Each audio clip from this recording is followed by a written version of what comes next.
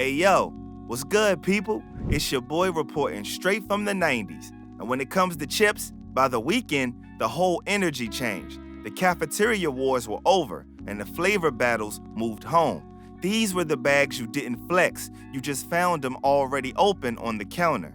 Somebody's watching TV too loud, a fan's humming in the window, and you're elbow deep in a bag you didn't even buy.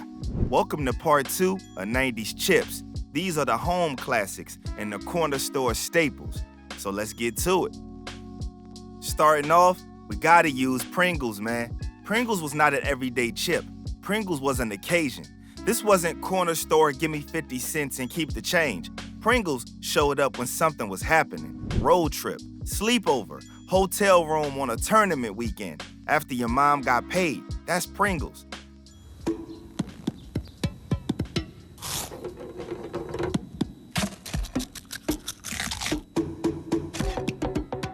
And that alone made you feel rich. Every other chip in the 90s came in the same loud silver bag on the inside. Pringles pulled up in this tall, smooth, potato crisp tube with a little plastic lid like it was under scrutiny. You pop that lid and you hear that air release, that little psst.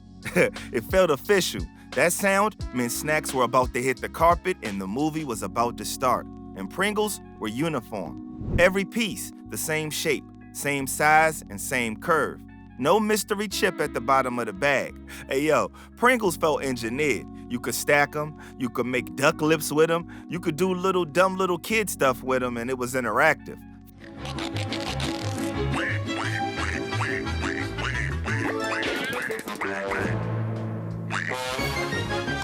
Flavor-wise, sour cream and onion and original, even the barbecue, were probably the heaviest in rotation in the 90s. But let's be honest, half of the love was the texture. The first bite on a Pringle is different. It's not a kettle crunch, it's that clean snap, and it just kinda melts. You don't chew Pringles like normal chips. You just keep feeding them to yourself like a machine. That's why Pringles were dangerous at sleepovers. You sit there watching movies, talking trash, next thing you know, that tall can is empty and you're shaking it like maybe one more is hiding in there. Even the crumbs were elite though.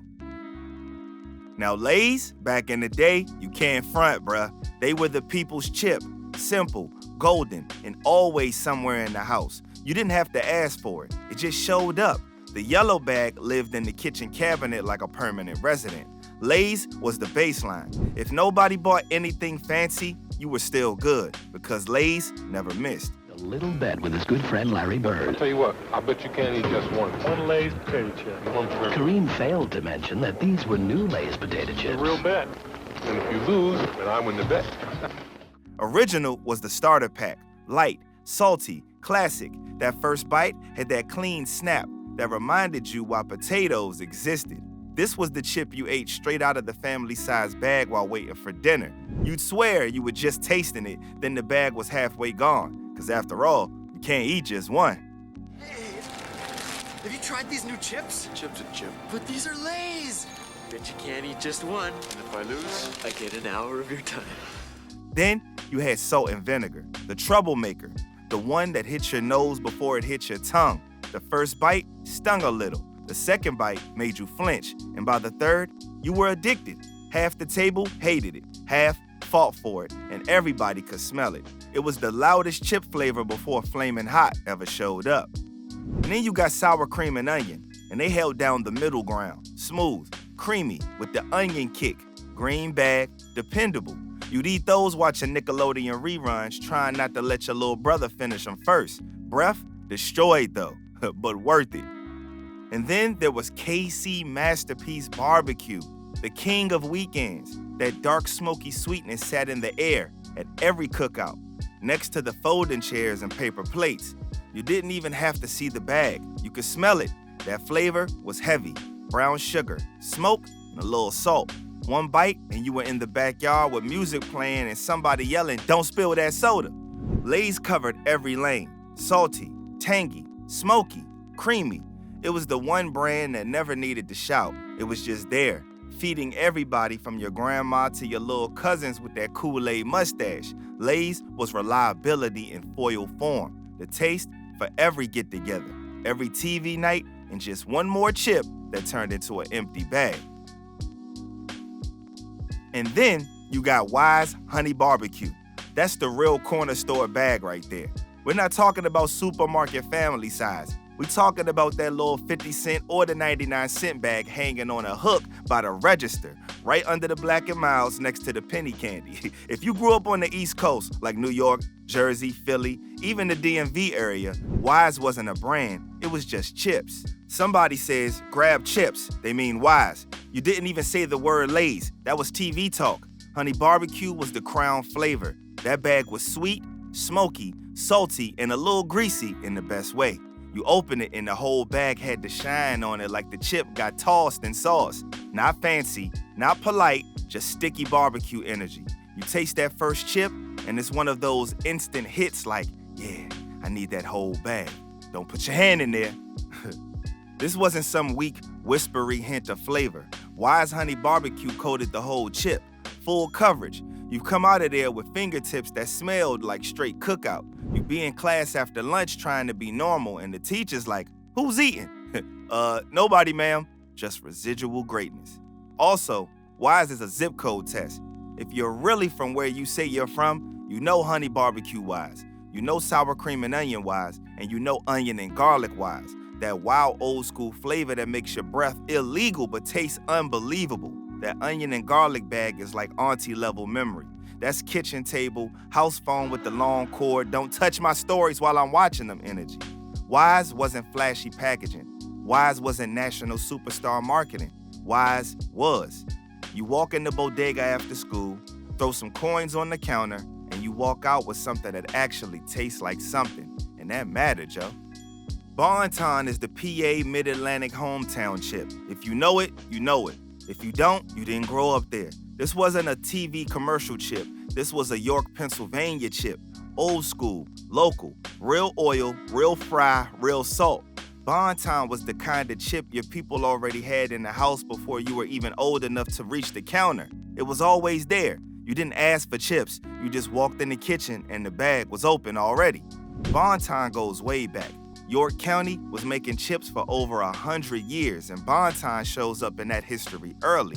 Records talk about Bonton chips being made in York in the early 1900s, which tells you how deep this sits in that area's food culture. By the time we hit the 90s, Bonton had the old head respect. Grown folks were already loyal. It wasn't hype, it was tradition. People from that part of PA will straight up tell you Bonton had the best chip flavor, period. Not best for local, best period. And here's the part outsiders don't understand. The chip tasted real. This wasn't light, air-puffed, baked, guilt-free. None of that future marketing. Bonton chips were kettle style, cooked hard, seasoned heavy. You'd get that darker fried edge on them chips and that little blistered crunch. You could tell an actual human being fried that potato, not no lab. Hey, and if you grew up in the Mid-Atlantic, you also remember this brand, Utz. It wasn't even a brand. It was background noise, like box fans in the window when the TV stuck on channel 3. The little Utz girl lived in your house. You didn't go buy Utz, it just appeared. Half the bag on the container, a bowl on a folding table next to a sheet cake, or that big plastic tub at parties that never seemed to run out. The flavor lane was pure 90s.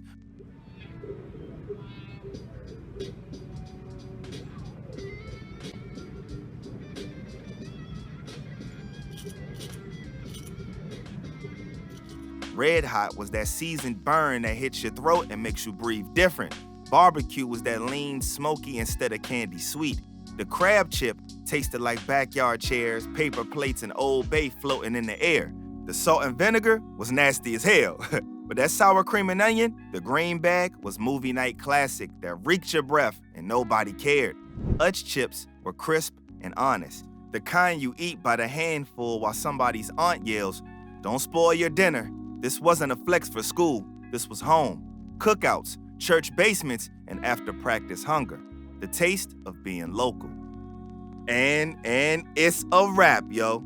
The sound of the weekend was right here. Chips crackling, cousins yelling, somebody mom telling you to take your shoes off at her damn house. These weren't flex snacks. These were survival snacks. They lived in the kitchen cabinet, the grocery bag on the floor.